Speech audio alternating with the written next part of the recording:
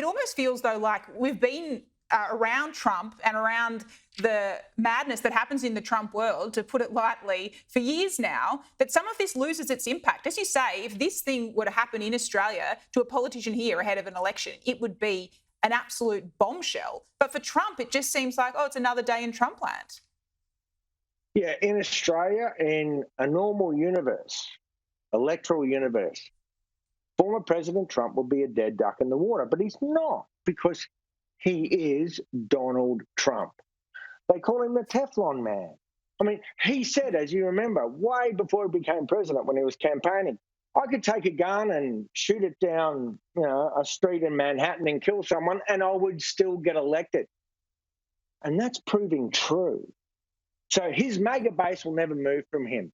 What he needs to worry about, whether it's issues like this, not to mention just the felonies, whether issues like this shuttle any part of his support and his base to another candidate, like former UN Ambassador Nikki Haley, who is the momentum candidate. She's still way behind President Trump, but right now the mojo's with her amongst the also-ran. Yeah, and that has to be the key, whether this does start to have a corrosive impact on that middle of America that ultimately decide elections at the end of the day. If he gets to be in this contest against Joe Biden, as we expect, that does this peel away some of those suburban women, for example, which we know are critical in key swing states. Does this start to play on their mind as to whether they can vote for Trump again? Well, you took the words out of my mouth, suburban women. That's where President Trump lost the last presidential election. It's educated suburban women. They don't like his tone. They don't like his tenor. They don't like his policies. And let's not forget, what will be an incredibly agitating issue in this presidential election will be the right to life. Pro-choice or right to life. Simply put, abortion. It is a Supreme Court supermajority that was stacked by the former president.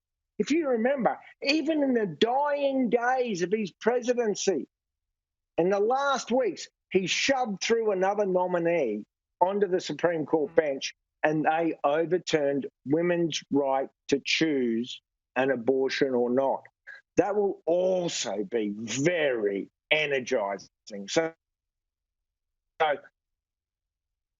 this is the last thing former President Trump needs. But I can assure you that his campaign will be rallying to use it as a plus to drive fundraising. Oh, they certainly will. And to drive further support. Absolutely. It's like his mugshot. There has never been a former president in the history of this nation who had to stand in a prison and have his mugshot taken, and then when off, I made tens of millions of dollars off it.